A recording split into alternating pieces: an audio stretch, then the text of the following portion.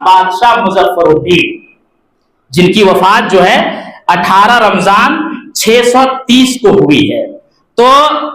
یہ بادشاہ سب سے پہلا بادشاہ ہے جس نے سب سے پہلے اللہ کے رسول صلی اللہ علیہ وسلم کی پیدائش کا جشن منانے کے لیے شروعات کی۔ ہوا کیا کہ یہ بادشاہ جیسے ہی سفر کا مہینہ ختم ہونے لگتا، ربیع الاول کا مہینہ آنے لگتا، تبھی سے 20 بڑے بڑے عالی شان لکڑی کے کبے بناتے اور اس میں 5 طبقے اور کیٹیگریز رکھتے، اس کو روشن کیا جاتا،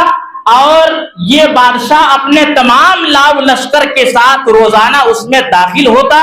اور داخل ہو کر کے ناچنے والوں کو بلاتا، رقص و سرور کی محفل منعقد ہوتی، یہ خود ناچتا، شراب پیتا اور محفل میلاد منعقد کرتا تھا، اور اسی طرح سے بہت سارے اونٹ اور گائے کو ذبح کرتا، لوگ کھاتے کھلاتے پیتے ناچتے گاتے، اور اس طرح سے اسے رواج دے دیا کہ یہ اللہ کے نبی صلی اللہ علیہ وسلم کی پیدائش کا جشن ہے، یہ اللہ کے نبی صلی اللہ علیہ وسلم کی پیدائش کا جشن ہے۔ یہ اس بادشاہ نے سب سے پہلے داخل کر دیا۔ اب یہاں پر سوچنے والی بات یہ ہے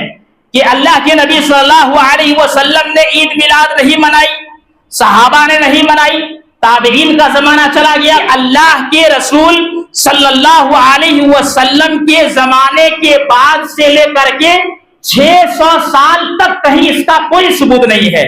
600 سال کے بعد جو ہے ایک آدمی نے اس کو ایجاد کیا، اور ایجاد کرنے کے بعد اسے بڑھاوا دیا۔ وہی چیز آج ہمارے معاشرے کے اندر لوگ اس پر عمل کرتے ہوئے نظر آ رہے ہیں۔ آپ سے میں یہ پوچھنا چاہتا ہوں کہ جو چیز اللہ کے نبی کی زندگی میں نہیں ہے، صحابہ کی زندگی میں نہیں ہے، تابعین کی زندگی میں نہیں ہے، تبع تابعین کی زندگی میں نہیں ہے، یہاں تک کہ ابتدائی 600 سالوں میں کہیں اس کا ذکر نہیں ملتا ہے، کیا وہ دین کا حصہ ہو سکتا ہے؟ کیا وہ دین کا حصہ ہو سکتا ہے؟ وہ دین کا قطعاً حصہ نہیں ہو سکتا ہے۔ تو یاد رکھیے یہ صحیح گمراہی ہے اور بدعت ہے جس پر لوگ عمل کر رہے ہیں۔